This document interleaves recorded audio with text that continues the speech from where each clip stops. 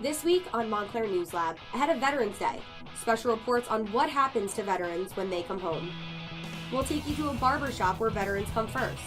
I have a special place in my heart for the Marine Corps, but, veterans wide. And then, how a group of veterans at Montclair State deal with their experiences by shredding their uniforms. We identified with that uniform for so long, like so many years. Also this week, Channel 4's Micro Gargiulo on so-called fake news and calling things straight down the middle. You tell people not to believe journalists or just believe the journalists you want to. I think it's a very dangerous thing.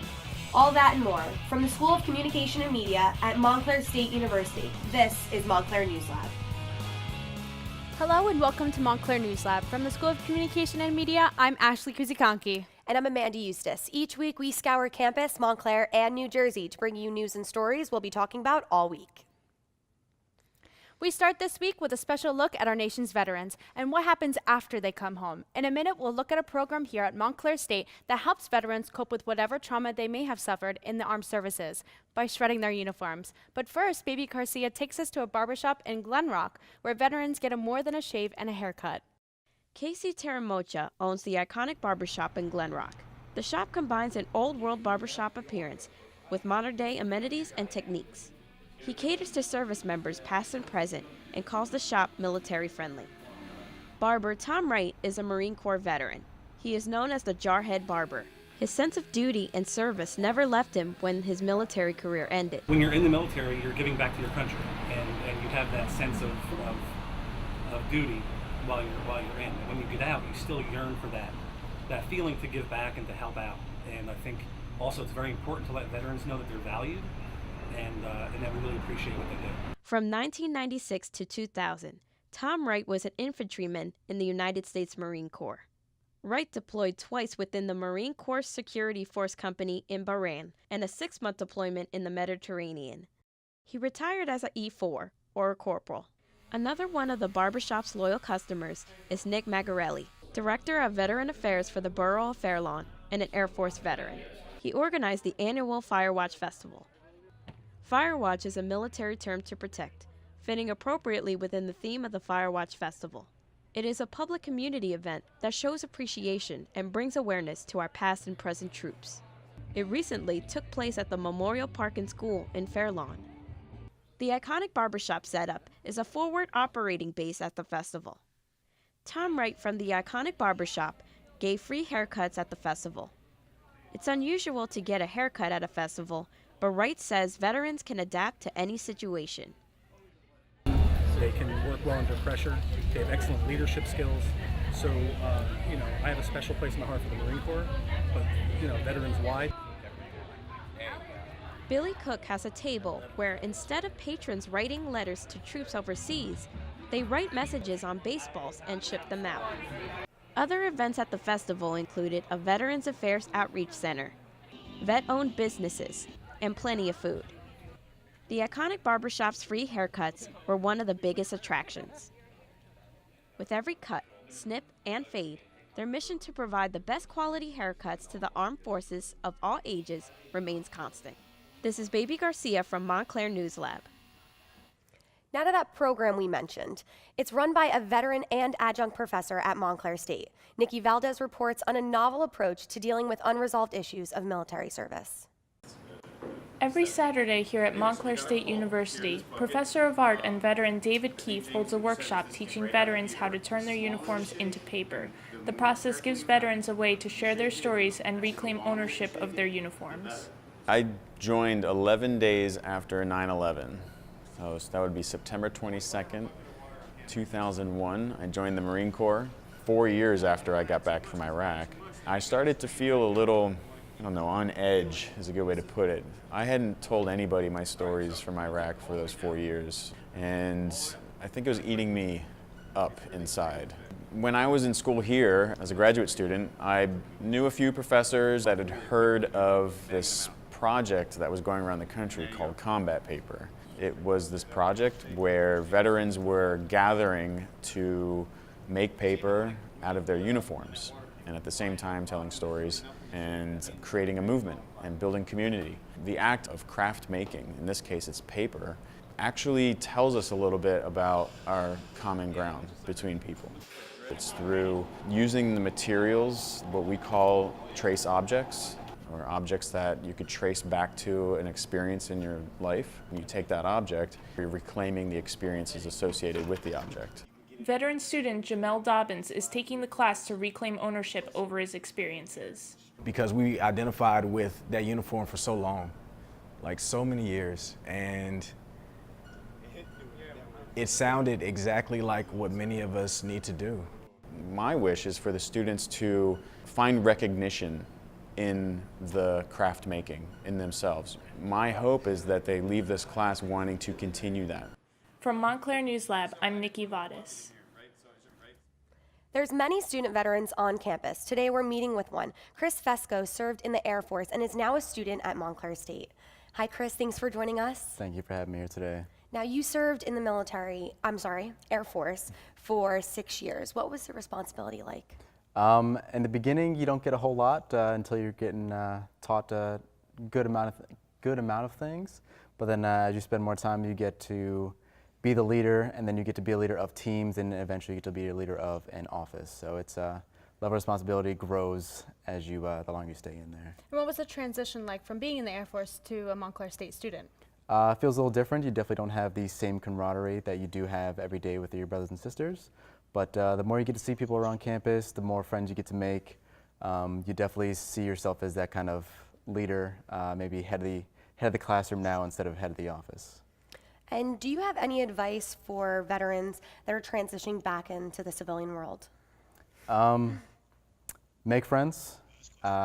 Anything that comes up, reach out, because plenty of resources, and it's probably somebody that's been there before. So definitely voice yourself. Yeah, and thank you so much for your service, and thank you so much for joining us on the show today. Thank you. Thanks, Chris.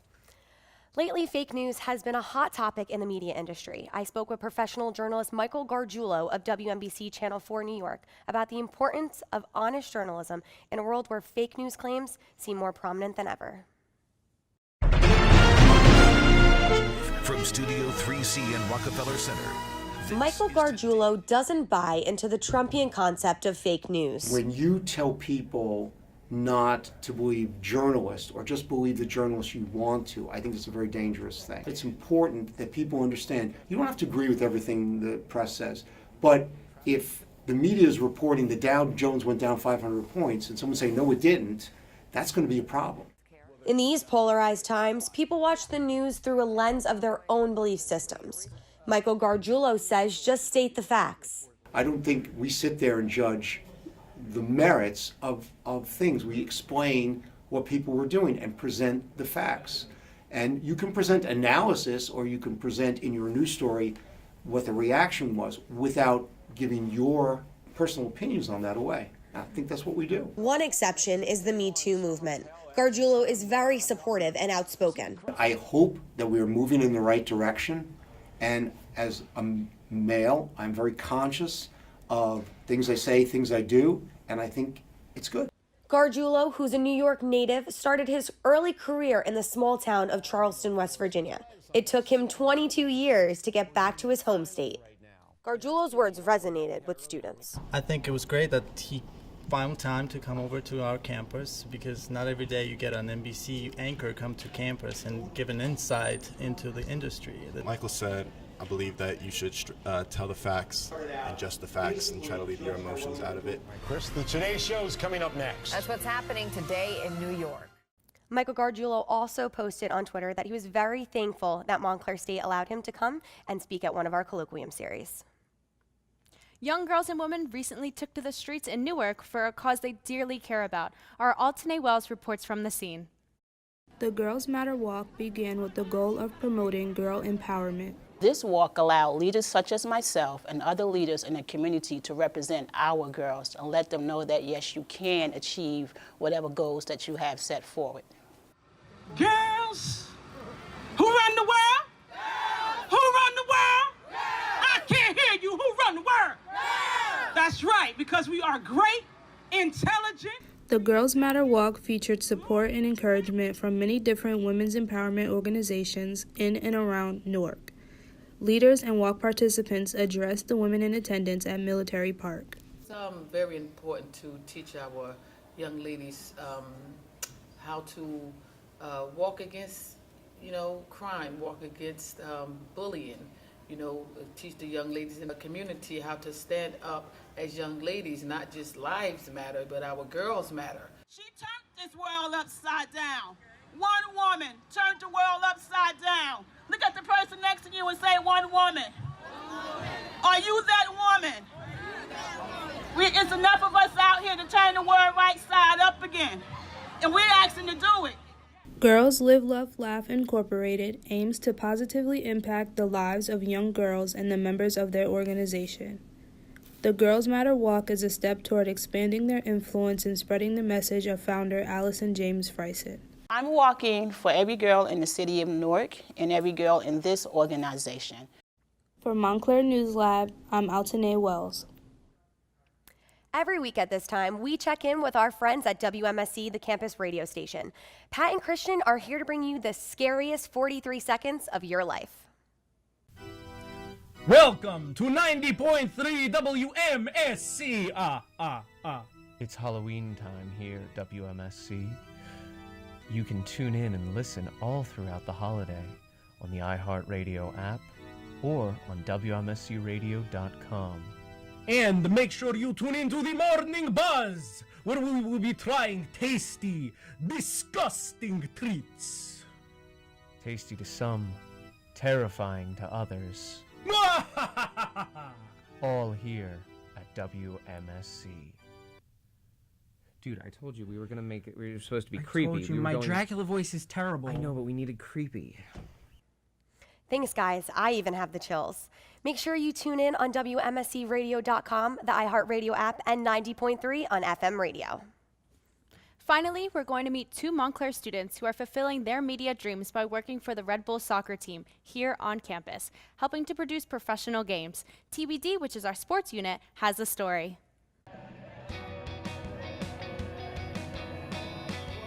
The New York Red Bulls 2 made Montclair State University's MSU Soccer Park their new home in the 2017 USL season.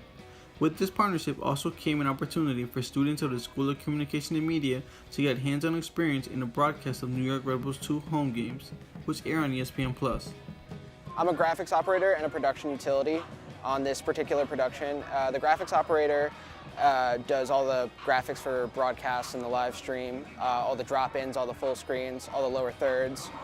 Today I am a field utility, which means I basically just help the camera out in the field and get them whatever they need and make sure they're not tripping over their wire.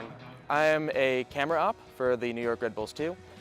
Specifically, I am the handheld camera operator that runs around on the sidelines, and I'm responsible for getting all of the beauty shots.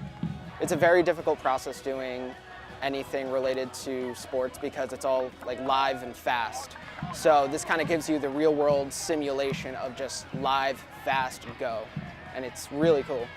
Yeah, the passion of soccer, you can actually hear it in the headsets. Most of the time when you're on headset, it's just when you see a close goal or when you see a foul, it's just you just can't stop yourself because it's just it's that energy, I guess. Montclair State has prepared me for the role by the classes, really, especially for this particular production, TV1, which is basic control room operations. They teach us switcher, graphics, server, and all the other, production elements that is in studio. I'd say it's very beneficial to go and have an opportunity like this, working on site at a very high budget soccer game, because there's no really other opportunity that gives you this kind of experience. This allows me to get experiences that are very common in the real world and the industry as a whole, but overall just can't really be replicated in a classroom setting. So being able to go and do this allows me to go and become well-versed in all facets of the TV industry. Thank you for joining us on Montclair News Lab. From all of us from the School of Communication and Media, I'm Amanda Eustace. And I'm Ashley Kuzikonki. Be sure to follow us on Facebook and Instagram at Montclair News Lab and follow us on Twitter at MSU News Lab to view the latest newscasts and get a behind-the-scenes look at our weekly productions. We leave you with this week's photo of the week taken by Emma Richter, a freshman journalism major from Professor Tom Franklin's multimedia class.